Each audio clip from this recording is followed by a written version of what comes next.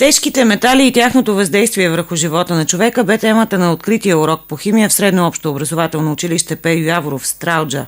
Урокът бе част от проявите в рамките на парада на природните науки, организиран от Регионален инспекторат по образование Ямбол и Астрономическа обсерватория и планетариум. Специални гости на урока бяха експертът по химия към Министерство на образованието и науката Емилия Григорова и учители от Ямболска област. За нас е голяма чест, че наш гост днес е госпожа Емилия Григорова, старши експерт химия и опазване на околната среда в Министерството на образованието. С нея госпожа Илиева, началник регионален инспекторат на образованието. Радваме се, че нас гост е господин Митко Андонов, кмет на общината, господин Здравко Динев, старши експерт при РИО Ямбол, много учители, преподаватели от Ямболска област и директори на училища.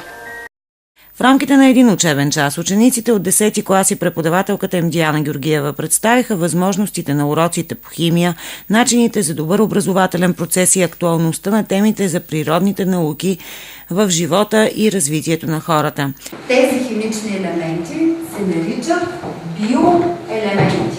Записвате точка 1.1 биоелементи. Изброяваме някои от тях: мед, цинк, желязо, манган, кобалт и други.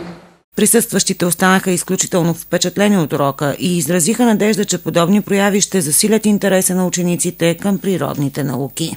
Знае, че най-трудно, да не кажа и най-досадно е да пишеш и да изравняваш химични уравнения. Не да правиш експерименти, не да смесваш вещества, които ще дадат един такъв атрактивен ефект и ще събудят любопитството на много, а наистина грамотността, която е част от изучаването на тази сериозна и за много хора определено трудна наука. Тя не е за всички, мисля, че обаче тя е по силите на всички от вас, които се обучавате в това училище.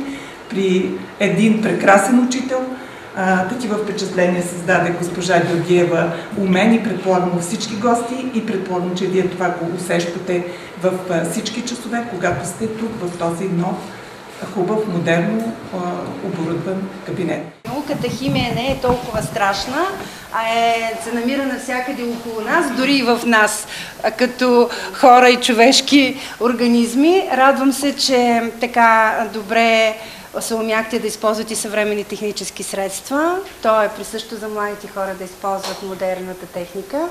Поздравление! Пожелавам ви успешно завършване и ясна учебната година, хубаво лято и нови по-високи успехи в усвояването на следващата година на знанията. Наблюдавахме един модерен съвременен урок по химия, който илюстрира възможностите на българското училище.